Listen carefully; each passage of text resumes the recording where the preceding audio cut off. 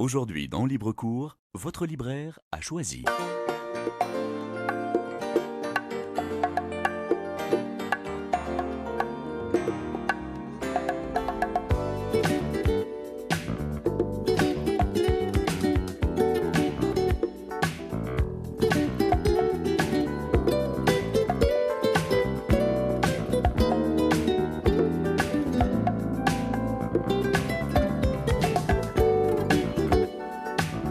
Bonjour mesdames et messieurs, vous êtes sur 96.2, nous sommes Radio Liban, RFI et Libre-Cours à l'heure qu'il est, avec moi-même Nalette au micro et à la technique. Vous l'avez entendu, aujourd'hui je reçois Malaké Lahoud de la librairie Antoine pour sa sélection de livres. C'est vrai qu'il y a eu quelques ratés par rapport à l'émission évidemment, je crois que ça fait 2 mois qu'on ne l'a pas faite. Mais bon, c'est l'été, les vacances, les rendez-vous ratés, c'est pas plus grave. On va se rattraper tout à l'heure. Et on commence par une chanson, si vous le voulez bien. Je fais patienter Malaké pour écouter Carla Bruni et l'amoureuse.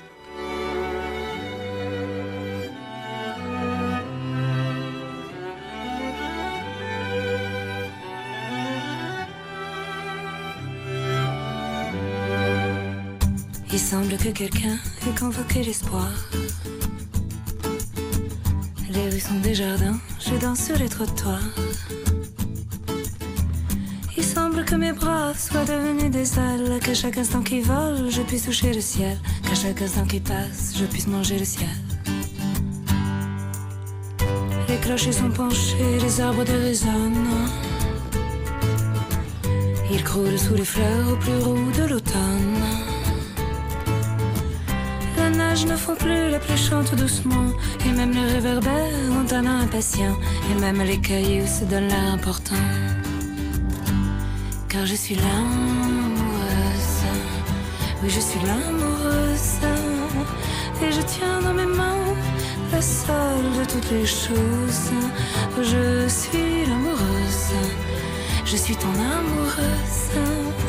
Et je chante pour toi la seule de toutes les choses qui vaille d'être là, qui vaille d'être là. Le temps s'est arrêté, les heures s'envolagent. Les minutes frissonnent et l'ennui fait naufrage. Tout paraît inconnu, tout croque sous la dent. Et le bruit du chagrin s'éloigne lentement. Et le bruit du passé se tait tout simplement. Les murs changent de pierre, le ciel change de nuage. La vie change de manière et danse les mirages. On a vu, m'a-t-on dit, le destin se montrer. Il avait mine de rien l'air de tout emporter. Il avait ton allure, ta façon de parler. Car je suis l'amoureuse. Oui, je suis l'amoureuse. Et je tiens dans mes mains la seule de toutes les choses. Je suis l'amoureuse. Je suis ton amoureuse. Et je chante pour toi la seule de toutes les choses qui vaille d'être là, qui vaille d'être là.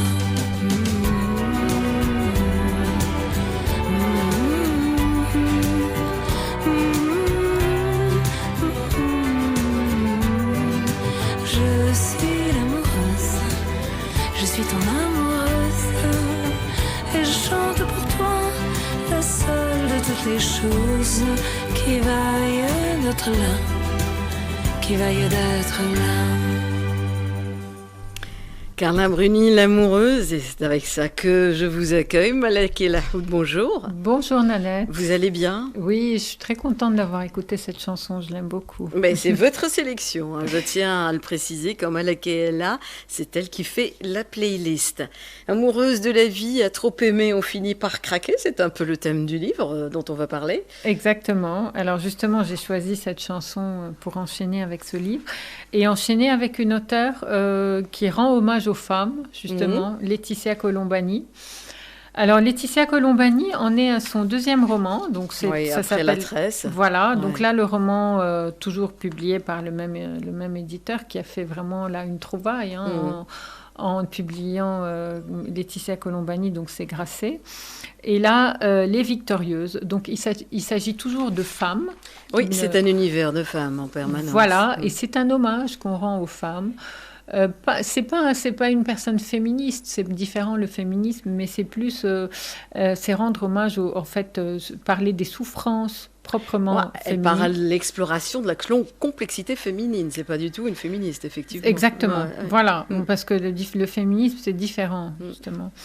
Et alors, pour dire un petit mot sur Laetitia Colombani, qui est devenue maintenant une auteure confirmée, une écrivaine, il faut dire écrivaine. Auteure, voilà. Par contre, ce qui m'érisse le poil, c'est quand je vois autrice. Oui, autrice, c'est affreux. Ouais, je sais pas d'où ça vient en plus, mais bon. Voilà, c'est la féminisation des métiers. Justement, on parle de femmes. Je vous en prie, on se portait pas plus mal avec le masculin l'emporte, c'est pas plus grave. Par contre, on dit pas médecine, on dit toujours une femme médecin. Oui. Voilà. Bref, donc pour revenir à Laetitia Colombani, donc à la base elle est metteur en scène, elle est réalisatrice de courts-métrages, donc elle a réalisé plusieurs courts-métrages et seulement 2 longs-métrages. Donc au départ c'est plus l'univers du cinéma. Elle a quand même fait tourner des acteurs connus comme Cadmerade, Catherine Deneuve. Et puis elle s'est initiée à l'écriture avec La Tresse, qui a vraiment eu un énorme succès. Très belle histoire d'ailleurs. Voilà, très belle histoire. Donc vous vous souvenez, on en avait parlé. Les 3 femmes. Les 3 femmes. Les 3 destins. Qui ont des destinées différentes et finalement qui se recoupent, les destinées se recoupent. Et donc à tel point, la Tresse a eu un tel succès que il a été aussi adapté. Là, bientôt, il va être adapté en film. Et puis aussi, il y a eu une bande dessinée. Donc il y a eu une sorte de roman graphique avec la Tresse. Et là, elle revient avec Les Victorieuses. Donc on avait peur que ce soit pas aussi bien que la Tresse. Et en fait, non. Donc vraiment, c'est un roman remarquable. Alors vous qui avez lu les 2, lequel vous préférez ? Alors, la Tresse a eu énormément de succès. Moi, j'aime bien Les Victorieuses parce que ça traite en fait un sujet particulier qui est le burn-out. Oui, ça commence par un burn-out et une personne donc qui a 40 ans toujours. La quarantaine, ça c'est là. Tout à l'heure, on va aussi parler d'un autre livre où justement à 40 ans on décide de changer de vie. Et là, c'est l'histoire de Solène. Donc qui est à une brillante carrière d'avocate. Donc qui arrive un jour où elle est tellement perfectionniste, tellement brillante, etc., qu'un jour elle craque, elle s'effondre, elle déprime, et c'est le burn-out. Et donc elle décide de changer, de laisser tomber sa carrière d'avocate, ou du moins de la mettre en veilleuse, de la mettre entre parenthèses. Et pour remonter la pente, elle voit son psychiatre, et son psychiatre lui dit que... Va dans l'humanitaire. Voilà, il faut faire du bénévolat. Donc, le chemin classique. Donc, sortez de vous-même, faites du bénévolat, tournez-vous vers les autres. Elle hésite un peu. Et puis, un jour, elle répond à une annonce. Donc, association cherche volontaire pour mission d'écrivain public.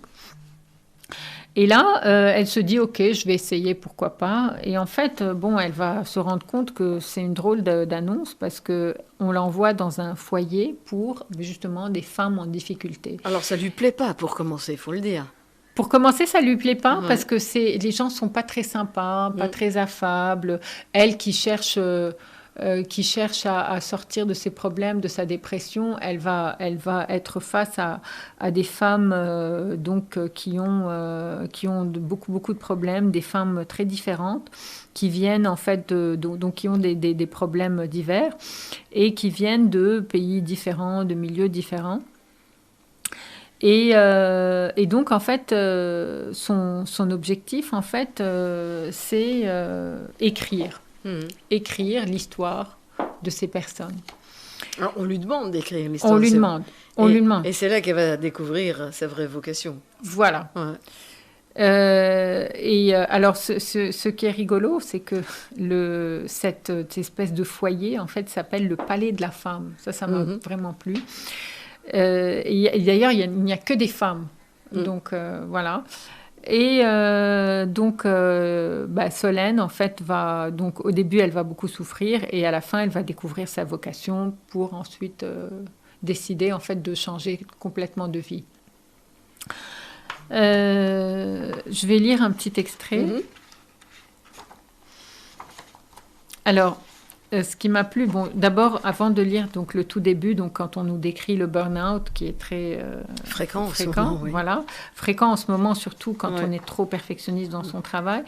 Alors, il y a un petit en exergue, en fait, dans l'incipit du livre, l'auteur, je trouve ça, le parallèle est super, parce que l'auteur, en fait, nous fait, enfin, elle écrit les vœux d'une sœur dans un couvent, une sœur anonyme, on voit pas son nom. Et donc justement un peu pour faire ce parallèle entre ce palais de la femme et le couvent. Et je trouve ça très beau, je vais le lire. Le sol est glacé, telle est la pensée qui me vient alors que je suis allongée là, le front contre la pierre, les bras en croix. Aujourd'hui, je choisis cet endroit comme demeure éternelle. Je prononce mes vœux perpétuels, tel est mon choix.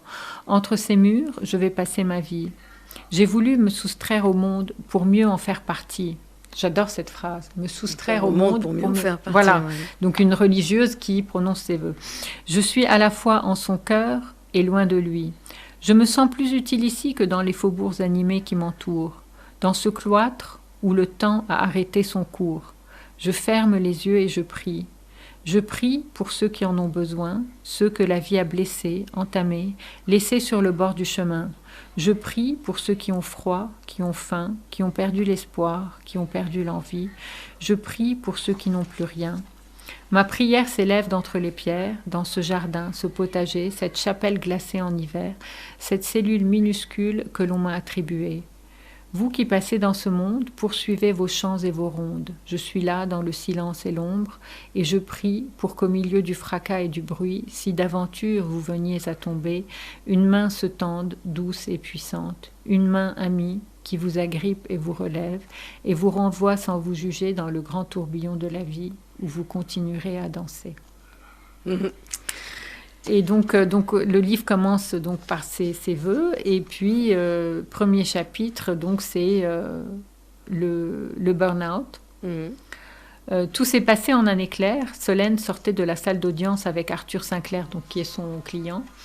Elle s'apprêtait à lui dire qu'elle ne comprenait pas la décision du juge à son encontre, ni la sévérité dont il venait de témoigner. Elle n'en a pas eu le temps. Sinclair s'était lancé vers le garde-corps en verre et l'a enjambé. Il a sauté de la coursive du 6e étage du palais. Donc déjà, suicide. Durant quelques instants qui ont duré une éternité, son corps est resté suspendu dans le vide, puis il est allé s'écraser 25 mètres plus bas. La suite, Solène ne s'en souvient pas. Des images lui apparaissent dans le désordre, comme au ralenti. Elle a dû crier, certainement, avant de s'effondrer. Elle s'est réveillée dans une chambre au mur blanc. Le médecin a prononcé ces mots, « burn-out ». Au début, Solène s'est demandé s'il parlait d'elle ou de son client, et le fil de l'histoire s'est reconstitué. Donc voilà comment démarre le livre. Donc sur cette note, la vie de Solène, l'avocate, va basculer. Qu'est-ce qui vous a plu au-delà de l'univers de Laetitia Colombani qui commence à vous être familier là, et qui vous avez déjà séduit dans le premier livre, La Tresse? Voilà, l'univers, justement, vous l'avez dit, c'est un univers particulier. Et puis après, donc toute cette description de ce palais de la femme, de ces femmes toutes différentes, toutes chacune a sa particularité. L'une est blanche, l'autre est noire, l'autre est enfin donc. Vous n'avez pas l'impression qu'en ce moment, en matière de livres et cinéma, on est beaucoup plus touché par les histoires de femmes.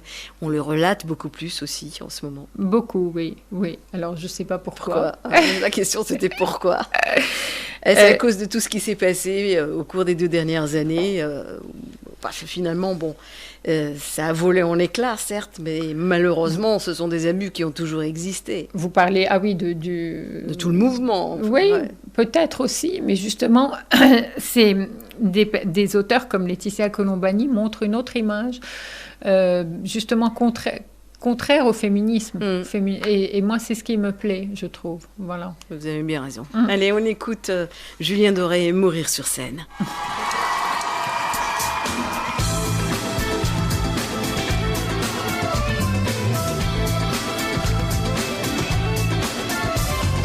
We mais ne viens pas quand je serai seul. Quand le rideau un jour tombera, je veux qu'il tombe derrière moi. Viens, mais ne viens pas quand je serai seul.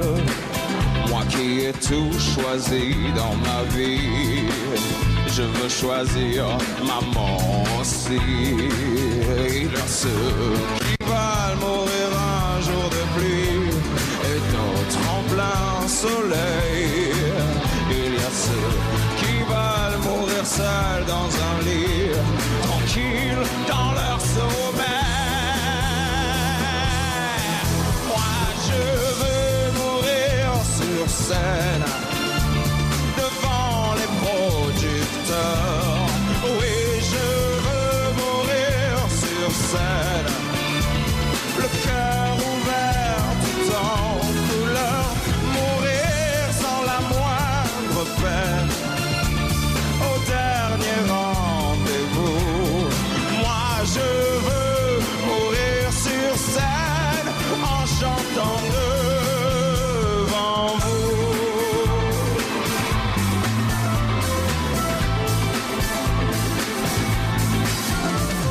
Viens, mais ne viens pas quand je serai sous. Tous les deux on se connaît déjà. Les papillons verts, c'était moi.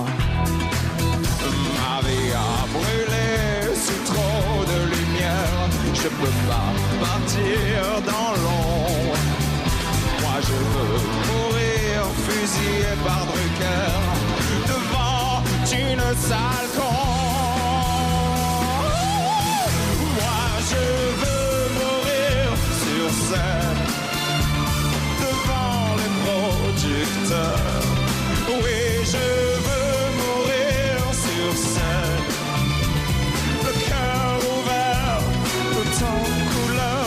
Mourir sans la moindre peine, au dernier rendez-vous. Moi je veux mourir sur scène, en chantant devant vous.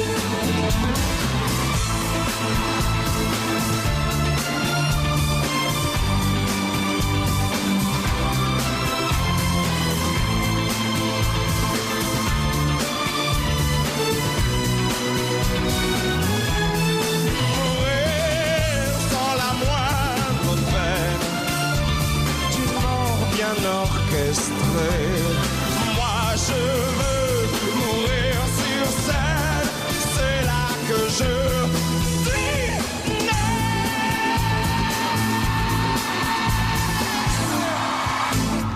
Deuxième livre. Donc, on va toujours parler de femmes Oui. et de femmes à 40 ans. Avec- Et une femme à 40 ans, Dalida, il va falloir que je mette ça plutôt que celle que j'ai choisie. Exactement, on aurait dû mettre celle-là. Oui. On est une femme à 40 ans. Voilà. Justement, alors, il s'agit d'une auteure qui est devenue extrêmement célèbre, qui s'appelle Elif Shafak, donc, qui est turque, comme son nom l'indique, Elif. Donc, en Turquie, il y a beaucoup de... on trouve souvent ce prénom Elif. Et qui écrit en anglais. Donc voilà, donc ça c'est la traduction Soufi mon amour, donc qui est en anglais The 40 Rules of Love. Donc c'est un des plus grands best-sellers. Alors si j'ai choisi en fait de parler de ce livre qui n'est pas du tout nouveau, hein, qui a plusieurs années, qui date de plusieurs années maintenant, c'est parce que c'est vraiment le livre qui est resté, c'est le livre qui n'arrête pas de se vendre et qui a un succès fou. Et qu'on peut prendre à la plage maintenant en ce moment pour se détendre et tout. Donc si on cherche une lecture d'été, une lecture apaisante, une lecture vraiment, mais pas en même temps pas trop légère non plus. Hein. Donc voilà, c'est vraiment le livre à choisir. Donc Soufi mon amour, Elif Shafak. Alors en gros, bon, je vais pas trop raconter, tout le livre. C'est l'histoire une certaine Ella Rubinstein, donc, qui au départ est une femme donc mariée avec 3 enfants, une américaine à qui tout sourit, donc qui a tout pour être heureuse, une belle maison, qui vit dans le Massachusetts qui est un État où justement on est épanoui, on est bien. Et elle a 3 beaux enfants, un chien, enfin tout pour être heureuse.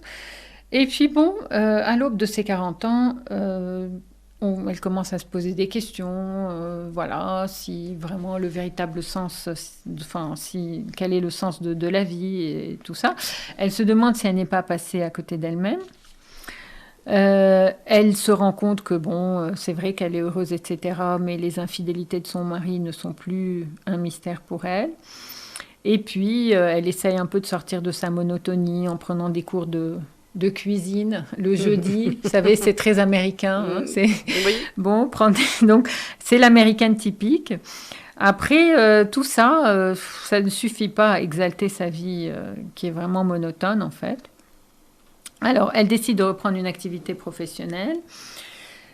Et on l'engage alors comme quoi, alors là aussi c'est très sympa, on l'engage comme lectrice, donc par un agent littéraire. C'est super, donc d'être lecteur et de faire les critiques et tout, donc bon, un boulot qui lui plaît.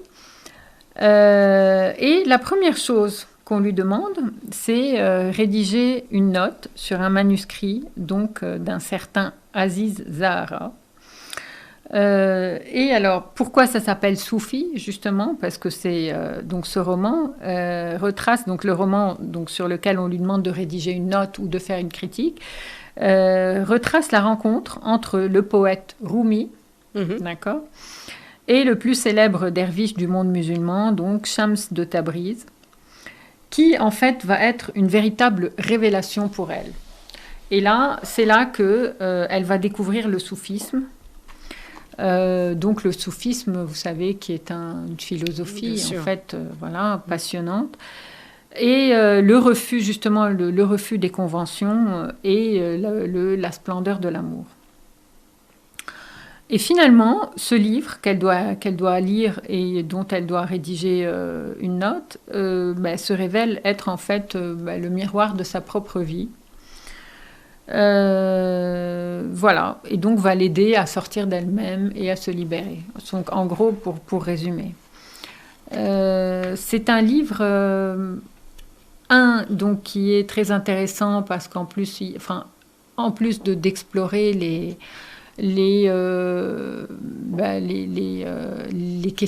questionnements que toute femme peut avoir à cet âge, nous en apprend beaucoup sur le soufisme. Oui. Qui est, de manière plus accessible, voilà, j'imagine. De manière vulgarisée. Donc, vraiment, ce livre qui a été primé best-seller en Turquie, et en fait, toute l'œuvre d'Elif Shafak a été... tous ses romans sont des best-sellers. Elle écrit aussi en turc, mais bon, plutôt en anglais, en fait. Et puis, ce qui est intéressant, c'est qu'elle mêle dans ses romans à la fois les traditions, parce que étant turque, elle mêle à la fois les traditions occidentales, puisqu'elle-même elle est américaine aussi, donc, et orientale. Donc, son œuvre, moi, je trouve qu'elle est vraiment universelle. Et elle parle de tout dans ses livres. Après, elle a beaucoup écrit sur la Turquie, La bâtarde d'Istanbul, par exemple, qui est un livre extraordinaire. Les Noirs, L'architecte du sultan, qui est un livre que j'ai beaucoup aimé, parce qu'en fait, il raconte un peu l'histoire de l'architecte Sinan, du temps du sultan Sulayman.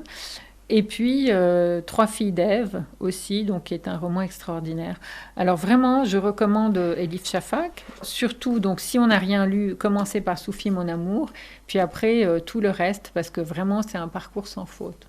D'accord. Pas d'extrait à lire Ou pas, franchement, pas nécessaire. J'ai pas sélectionné d'extrait. Bon, c'est pas grave, c'est pas voilà. forcé. On va écouter Une femme à 40 ans, du coup. Très bien. Eh ben, elle veut pas. Eh si, la voilà.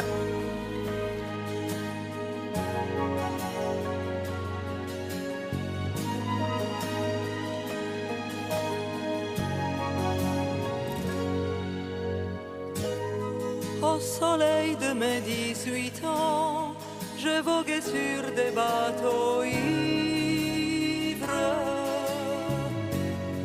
Et les rainbows de mes tourments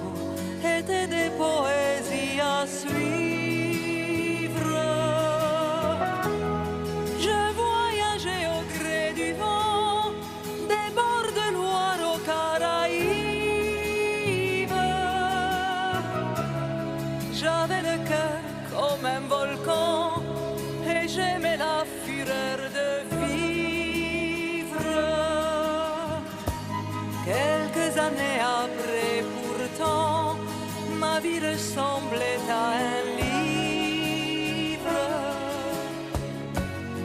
Je tournais les pages d'un roman où tout me semblait trop facile. J'ai eu le succès, l'argent, et j'ai connu le mal de vivre. J'ai dépensé beaucoup de temps avant de pouvoir vous le dire. Entre l'automne et le printemps, on est une femme à 40 ans. L'amour et l'amitié s'arrangent dans un bonheur qui se mélange. On est une femme à 40 ans. On est une femme tout simplement. On a la force et l'expérience. On sait tout pardonner d'avance. J'ouvre les yeux et maintenant le soleil a brûlé mes larmes. Je suis bien dans mes sentiments et la solitude a son charme. Je ne regrette rien vraiment. Autour de moi la mer est calme. Les rainbows de mes 18 ans n'osent pas m'appeler madame. Entre l'automne et le printemps, on est une femme à 40 ans. L'amour et l'amitié s'arrangent dans un bonheur qui se mélange. On est une femme à 40 ans. On est une femme tout simplement. On a la force et l'expérience. On sait tout pardonner d'avance. On est une femme à 40 ans. On est une femme tout simplement.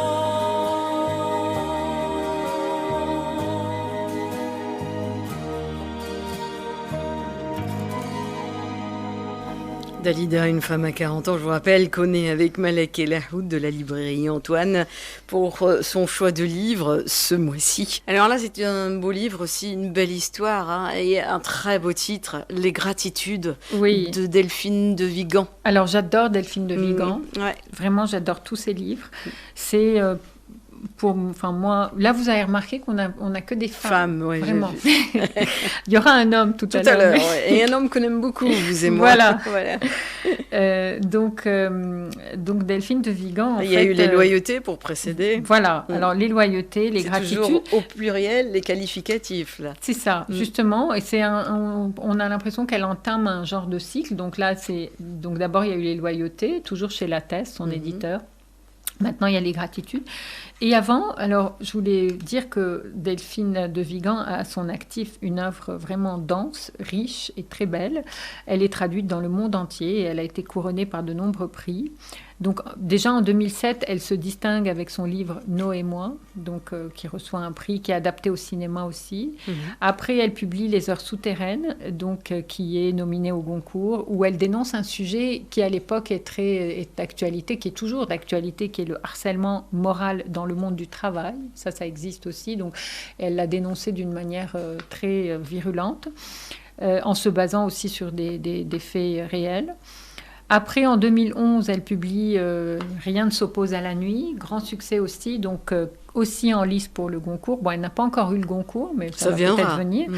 Donc là, qui raconte, c'est un sujet très intime, donc les souffrances de sa mère atteinte de troubles bipolaires. C'est très dur. C'est un livre très dur, très fort, parce que parler de sa propre mère qui est bipolaire, c'est pas facile, et elle le fait avec brio. Et là, elle obtient, pour moi, le prix du roman Fnac, pour moi, je trouve que c'est plus important que le Goncourt, parce que ça, c'est du coup le prix des lecteurs, en fait, des gens qui lisent.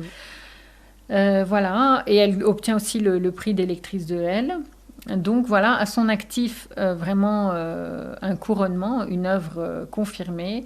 Et là, elle a décidé donc peut-être d'entamer un cycle sans vraiment le dire en fait, parce que bon, elle a commencé par les loyautés, donc où en fait elle voudrait un petit peu parler des qualités humaines. Donc il y a eu les loyautés et maintenant il y a les gratitudes. Et ça va être les sincérités après. Peut-être. Voilà. Tiens, on va voir. On va voir. Donc c'est pas annoncé encore.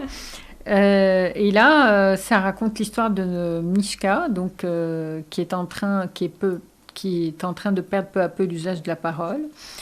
Et autour d'elle, donc pour l'aider, 2 personnes se retrouvent. Marie, une jeune femme dont elle est très proche, et Jérôme, qui est en fait l'orthophoniste chargé de la suivre. Voilà.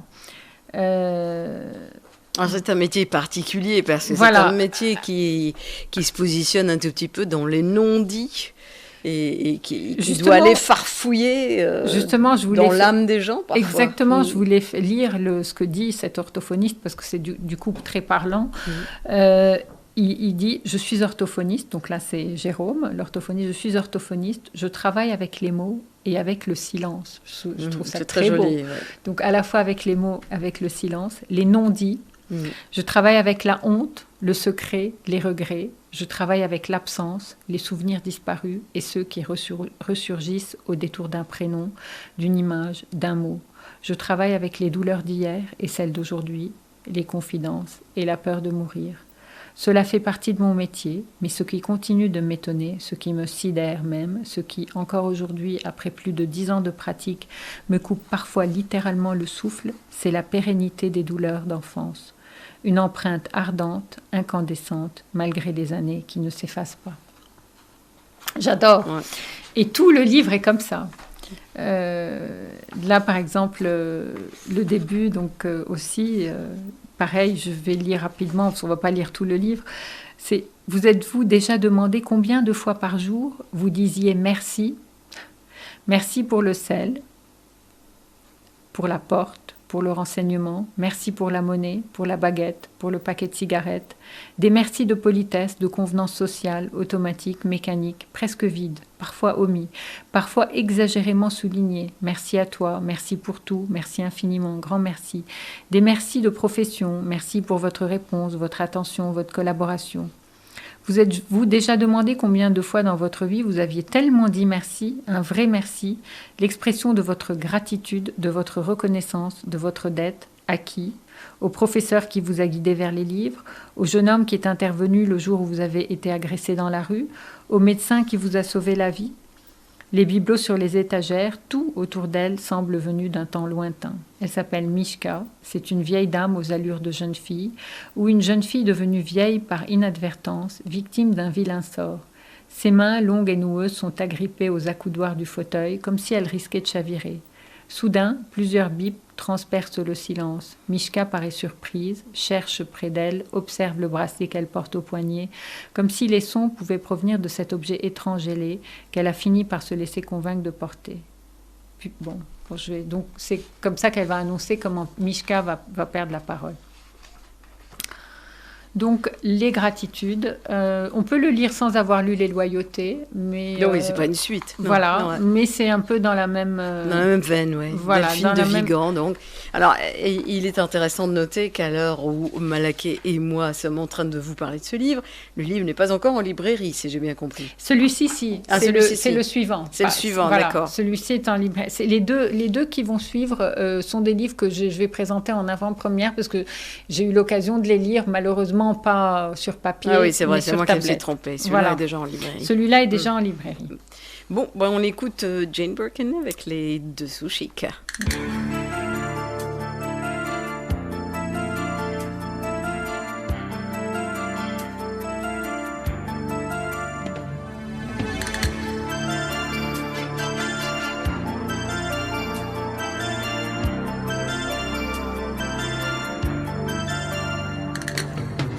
Les dessous chics, c'est ne rien dévoiler du tout. Se dire que lorsqu'on est tabou, c'est tabou. Les dessous chics, c'est une jartelle qui claque dans la tête comme une paire de claques. Les dessous chics, ce sont des contrats résiliés qui, comme des bas résillés, ont filé.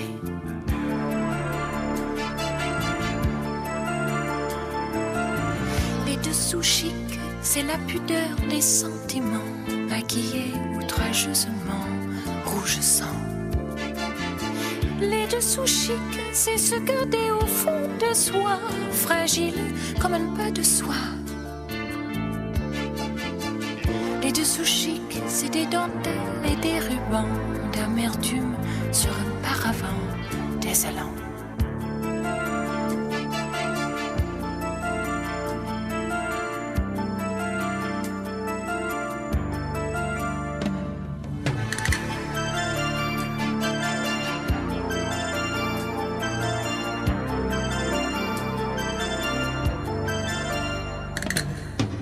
Les dessous chics, c'est des dentelles et des rubans d'amertume sur un paravent désolant. Les dessous chics, ce serait comme un talon aiguille qui transpercerait le cœur des filles.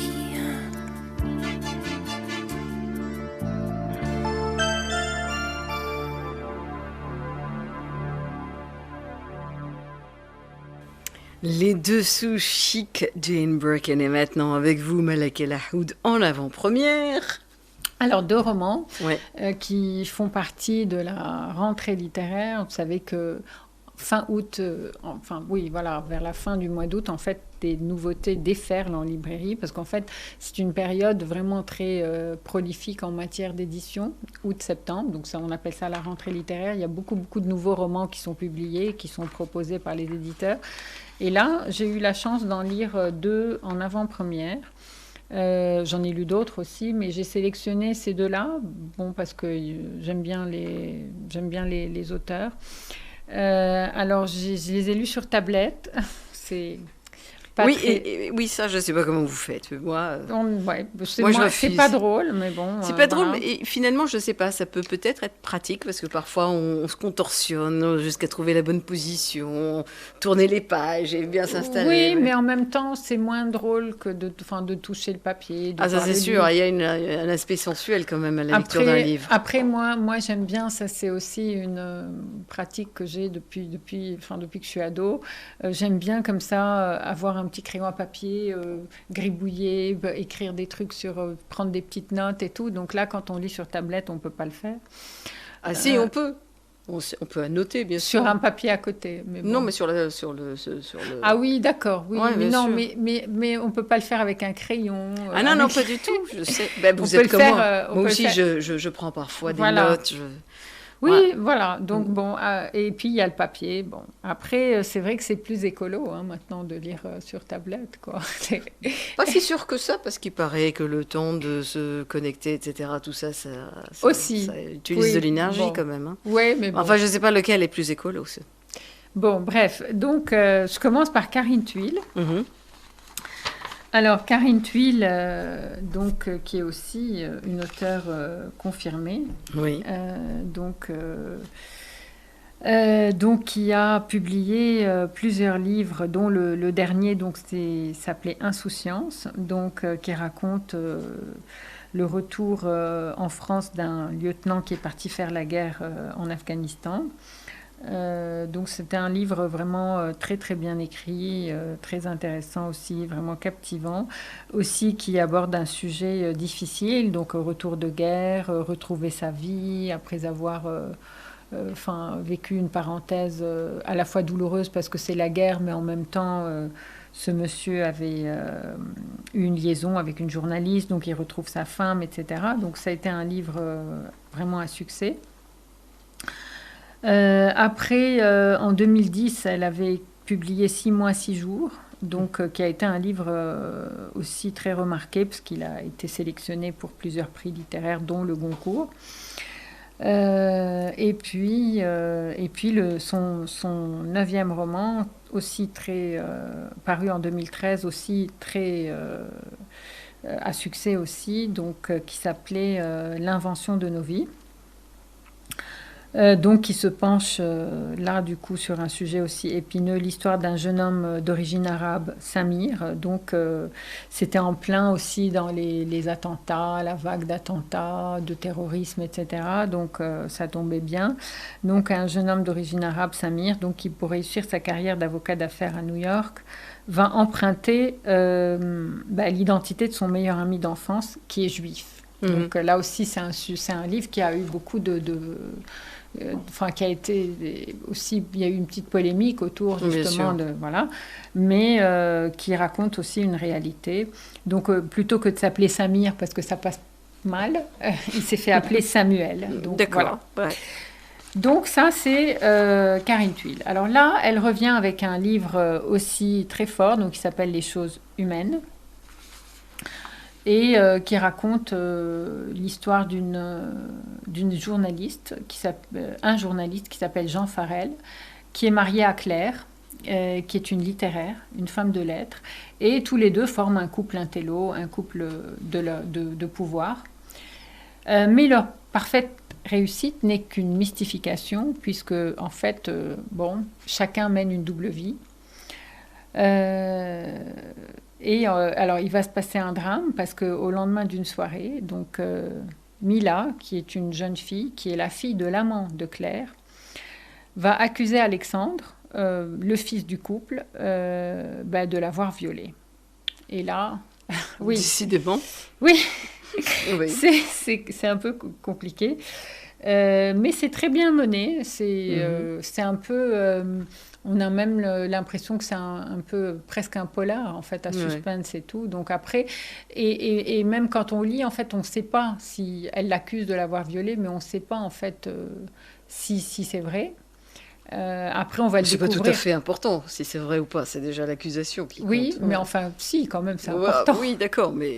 Déjà, l'accusation, ok. Pour mener la trame, j'entends. Voilà, pour mener la trame. Ouais. Et donc, du coup, là, la machine médiatico-judiciaire se met en marche parce que eux, ce sont des journalistes très connus.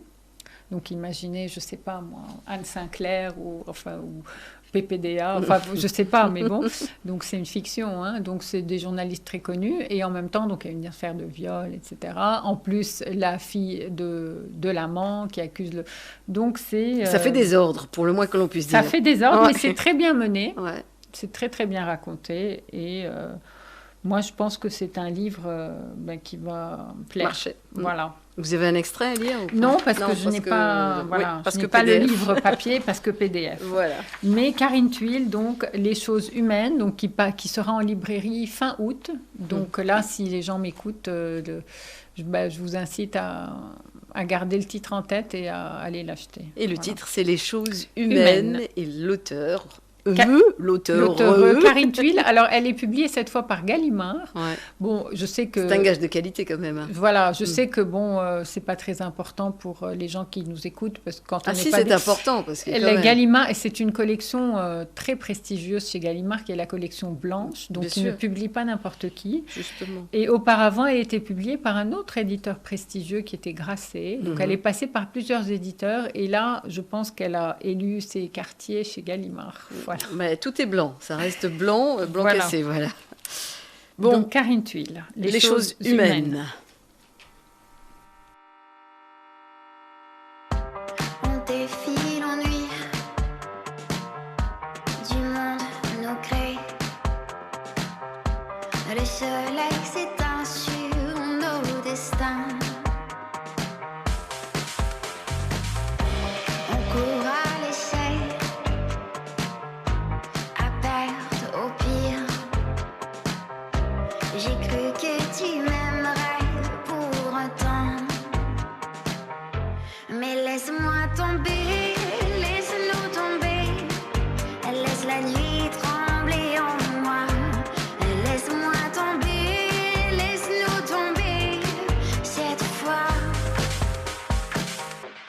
Et oublie-moi,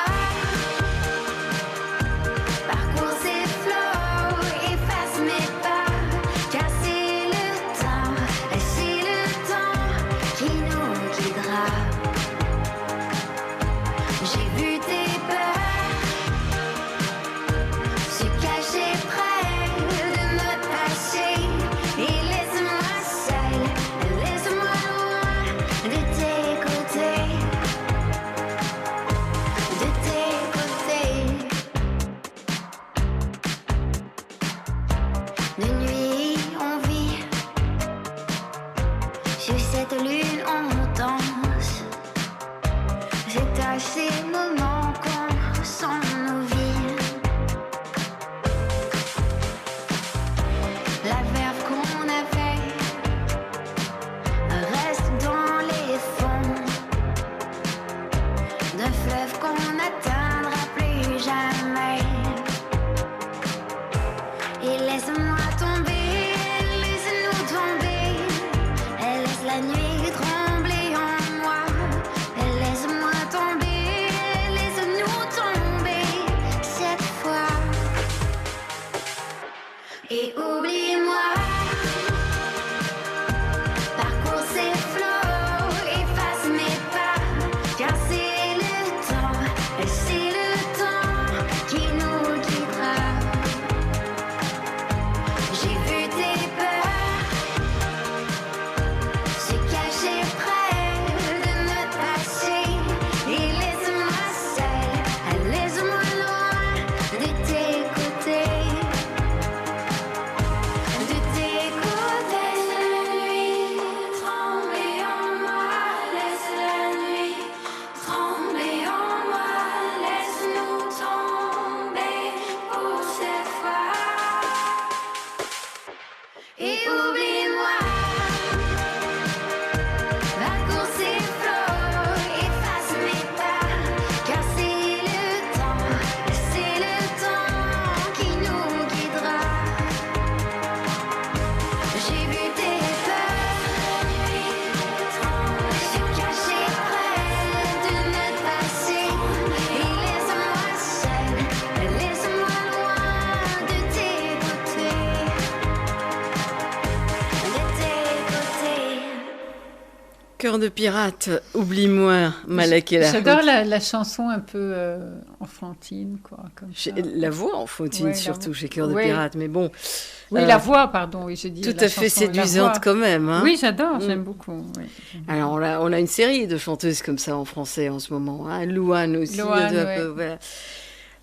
On arrive au dernier livre que vous avez choisi pour cette émission, et c'est un auteur que j'aime beaucoup, que vous aimez beaucoup Voilà, aussi. dont j'ai souvent parlé, je pense. J'ai présenté 2-3 livres de lui. Moi, je crois bien que ça fait 2-3 livres. En tout cas, Voilà. bon, Moi, c'est on un peut de mes rappeler le auteurs dernier. préférés. Hein, on peut rappeler La Renverse. Voilà. C'était son précédent, un livre renversant, c'est le cas de le dire. Et on avait, mais après la renversie, on a parlé de Chansons de la ville silencieuse, si Ah vous vous rappelez bien. oui, bien Le sûr. livre qui ouais. était écrit comme, Mm. comme une chanson. C'est juste, c'est parce Alors- que j'en suis restée à celui que moi j'ai lu. Voilà, donc c'est Olivier Adam, donc Ouais. on n'a pas dit son nom, Mm. qui est vraiment, moi à mon goût, c'est un des auteurs qui écrit le mieux, qui a la plus belle plume des auteurs contemporains français. Il y en a pas mal quand même en ce moment qui ont de belles plumes. Il y en a pas mal, Ouais. oui. Mais lui, il a vraiment une plume extraordinaire. Il a surtout cette façon de décrire les paysages et pas seulement les paysages, les sentiments qui sont qui est très très forte. Alors curieusement, ses livres ont un petit peu moins de succès qu'avant. Ah bon ? Je ne sais pas Pourquoi ? Sans doute parce que, je ne sais pas, moi j'adore et je les pousse toujours en librairie, mais je pense que c'est parce qu'il a toujours un petit peu ce leitmotiv il décrit un petit peu toujours des personnages qui sont en but à des crises d'identité. Mais ça plaît, ça, d'habitude. Ça plaît, mais quand on se répète un peu, je ne sais pas, je ne me rends pas Il faut compte. peut-être qu'il se réinvente. Voilà, après, c'est vrai que il est souvent question de crise d'identité, Et de rupture parfois aussi, de parcours, de ouais. suicide, Bon, moi, j'avais adoré Falaise aussi. Je ne sais pas si j'en ai parlé. Il me semble, où il décrivait justement les fameuses falaises d'Étretat. Aussi, donc, alors là, j'ai eu la chance de l'écouter en plus quand j'étais à Paris, là où il présentait son livre. Il en parlait d'une manière très, très forte. Et en fait, il raconte l'histoire. Alors, je ne sais pas s'il y a une part d'autobiographie là-dedans. Après, bon, souvent, les écrivains se racontent un peu. Je ne pense pas que ce soit son histoire à lui, mais il y a quand même une part de lui. Pourquoi ? Parce qu'en fait... on parle encore une fois d'un auteur et de journaliste, là. Voilà. Non, mais parce qu'en fait, il raconte l'histoire d'un certain Paul, qui est écrivain, justement, et dont les derniers livres se sont peu vendus. Donc, il a beaucoup moins vendu, donc il est obligé de changer de vie. Il ne peut plus vivre à Paris, il doit revenir en Bretagne. Donc, oui, il va accepter un poste de journaliste pour l'hebdo local, donc ça ne lui plaît pas trop. Donc, changer de vie, donc subir justement ce désamour que les lecteurs ont pour ses livres. Et en plus, donc, quitter Paris. Travailler, être obligé d'être journaliste de faire un métier qui lui plaît pas trop, et en plus donc les ennuis ne vont pas tarder à le rattraper. Finalement, c'est sa terre natale, la Bretagne, mais il se rend compte que justement ce littoral qu'il croyait bien connaître, en fait est pas vraiment paisible comme il le croyait. Donc, il va voir sa vie conjugale et familiale brutalement mise à l'épreuve, sa femme donc qui veut plus trop rester avec lui, et donc enfin tous les ennuis vont commencer. Et donc on retrouve un peu comme dans Falaise, comme dans Les Vents contraires ou Les Lisières. Donc Olivier Adam va convoquer un peu un de ses doubles et va brouiller les pistes parce que, comme je disais, entre fiction et réalité, je ne sais pas si lui a vécu tout ça, mais une chose est sûre, ça moi je le sais en tant que libraire, c'est que ses livres se vendent moins. Voilà. Donc, après, il y en a beaucoup aussi, il y a beaucoup d'auteurs en ce moment qui sont valables, donc ça fait peut-être beaucoup de choix, tout simplement. Non ? Voilà. Donc, une partie de badminton, voilà le titre. Le titre, oui, et Olivier Adam. Alors, malheureusement, je n'ai pas d'extrait non plus. Oh, mais il sera en librairie Il sera en librairie fin août aussi. Fin août aussi. Voilà. Donc, à suivre. Merci beaucoup, Malak El Aoud. Merci à vous. On se revoit dans 2 mois, du coup. Oui, avec plaisir. Merci, à la prochaine. Au revoir. Au revoir. Et merci de nous avoir suivis. On finit avec Julien Clerc et on ne se méfie jamais assez.